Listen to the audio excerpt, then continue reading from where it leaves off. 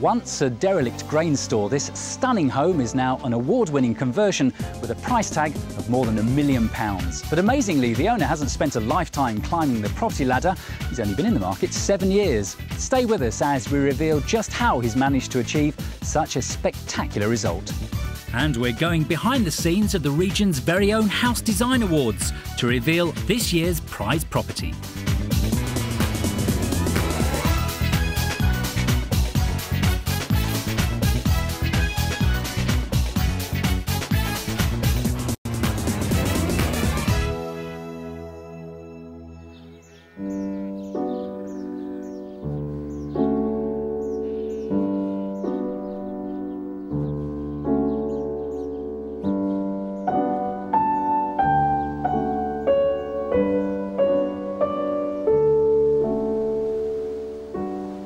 Walking along the side of the Long Barn, you can't help admire it, can you? It's got that contemporary feel, but so sympathetically done. I really love it. With those spectacular views across the Bedfordshire countryside, owner Nick Tye knew he could use this place as a real showcase for his architect practice. But I want to know what his vision was that's led him to this place in such a relatively short space of time. He's only been in the property market a mere 7 years. This is a stunning property. It's a stunning location and a stunning property. Take us back to when you first had this germ of an idea that you wanted to build something like this. We were living in London, and Alison's a keen gardener, and we both come from the countryside originally in the Hertfordshire area, and we were missing having some outside space. And although we'd been in London for many years, we were looking at other opportunities to buy somewhere with some space outside and a bit more peace and quiet from the hustle and bustle where we were in Islington. Was it love at first sight? It certainly was for me. It was an incredible site and building, and it's very rare to find such a place. And so I knew that if we were going to act, we had to act quickly. The original building was in a reasonable state insofar as the timber framework, the old oak framework, and the roofing was in excellent condition. The brickwork was poor and dilapidated, and there was some storm damage from some years ago where the corner of the building had actually been blown out. It had just obviously been used for agricultural grain store and machine storage use, so it was never intended to be, a home. So although the structure was there, there needed a lot of work. And it was a bit like a test bed, for trying various ideas and using differing materials and specification to see what might work, because we had a very tight budget and we knew that we had to be very, very careful with how we specified materials. When you look at the outside of the building, you can see elements of modernism and contemporary, but it's not really until you get inside that you see this sort of very different kind of canvas. If we'd literally stripped the barn back and made the whole building not true to its origins, I think then it would have been a little bit false. And so it was being respectful to the original building, but then bringing in modern living. It's that mix, I think, that makes it actually very successful. And have all your ideas worked? I think so. We get a lot of amazed people walking into the building. They're often open-mouthed and really excited to have a look around. And of course, it's not to everyone's taste, and people will like particular bits and think others are not how they would like them. But for our living, of course, we're in a luxurious position. I'm an architect and a designer. I can design it exactly how we'd want to live, and so if it's not successful, then I've done a bad job. So it's been very successful for us, yeah. Nick and his wife Alison have achieved this fantastic effect in just 2 years and have recently won a National Design Award for their barn. We'll be returning to Nick a little later to find out how he managed to build his £1 million pad in such a short amount of time. After his studies, Nicholas began showing signs of becoming a budding entrepreneur. He began renovating that property. We'd start to do odd sort of tweaks and refurbishments to it, which I guess is where I first started to explore ideas. And at the time I was a student, and so the budgets were about as tight as they get, and but it was a good chance to start experimenting with things. So what sort of things were you doing? It was mainly taking back of some of the fabric that the developers had installed to expose some walls, using colours and textures to change the faces of walls and ceilings, etc. A bit of lighting design, and fitting out of kitchens, etc. Well, Nick was still a long way off being able to afford his current home, but he was already planning his next step up the property ladder. He was about to become a pioneer in the loft living phenomenon. This is St John Street in Clerkenwell, Islington, and this was the second of our moves in our chain.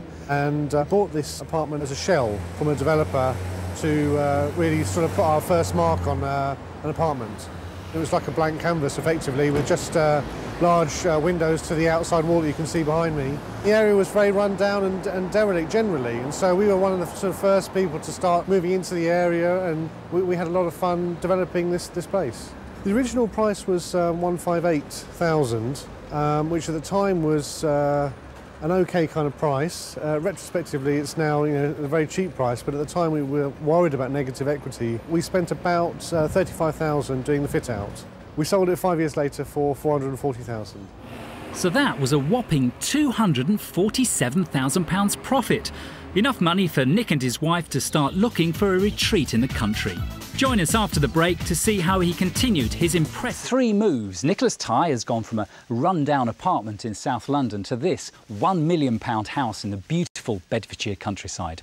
While at university in London, he lived in a 1-bedroom flat in Southwark before graduating to a bare loft space in Clerkenwell. Using his training, he designed a fantastic contemporary apartment, but decided to sell up during the height of the city living phenomenon, hankering for life in the country. That was a huge change in your life, wasn't it? It was a huge change. We started off by looking in sort of various places in Bedfordshire and realised that it was the area that we could move to in terms of the general costs of property to the area, and decided that we'd instruct a contractor and they would build it for us. So we instructed the contractor, who unfortunately went into liquidation, and we were on an incredible down at the time for obvious reasons, and realised that there might be a silver lining to the cloud, and that was doing a self-build, and so getting more sort of hands-on experience, but in this case it was going to be not just fitting out, but the bricks and mortar and learning the carpentry and learning how to literally build this building, and take 1 year out of full-time employment, knowing that it was going to be baked beans and water for that year, but knowing that we had a great opportunity of a wonderful house that we could then carry on commuting into London. However, once Nick finished the build, he realised he couldn't pull himself away, and in another bold move, left his city job to start his own architect's practice from his country home. In Bedfordshire, it was a complete wreck. For 150 years, it had been used as a grain store. But once it was in the hands of Nick, his vision and perseverance has transformed it into a unique 4-bedroomed home. It's packed full of innovative ideas. Design sometimes can be very, very simple looking, but it can be very complicated in its mechanics of how it's made. And various aspects of the build look simple, and they are very simple, but the stairs are complicated. The foundation structure that was required, the specification of the steel and how it was pinned to the reinforced concrete walls, finishes and everything else were a little bit more in depth. But sometimes knowing that in-depth detail gives you the fantastic simple results. We like the scenario where we can kind of tuck everything away, and so we've deliberately designed a lot of cabinetry and special sliding units so that we can make it very easy to maintain and clean, etc. The table was quite a success story as well, isn't it? Yes, we didn't have a table from our previous apartment, and we had some leftover pieces of sheets of plywood, and Alison asked the question, well, we've run out of money now, Nick, and we haven't got a dining room table, and can you please come up with a good idea? So chatting to the chippy that we had on site, I said, look, we've got to make something out of what we've got left. What can we do? And so we designed this very, very simple, almost oriental looking kind of bench and table. And we've had people phoning up saying, where can you get it? Is it from Italy or America, or, whether it costs thousands of pounds, we don't care. We've got to have that table and bench. And so we end up giving a mobile number for our chippy and saying, well, if you've got a couple of £100 and this is how you do it. So it's been a joy to have those kind of scenarios of very, very cheap materials, but designing them in very interesting ways. Are you happy here? Is this it for you? Are you where you're going to be for the rest of your lives? It's funny you should ask that, but only last week Alison was saying to me, when's the next one? Where is it? Let's build another house. And we've been through a roller coaster ride, as you can imagine, doing a self-build project like this over a couple of years. To me thinking, right, well, this is it, Nick. You're not going to be able to move on from here because you're not going to be allowed to. But she surprised me and said, you know, let's build another house. And somehow she's got through the up and down of building a house and the idea of a new one. So who knows?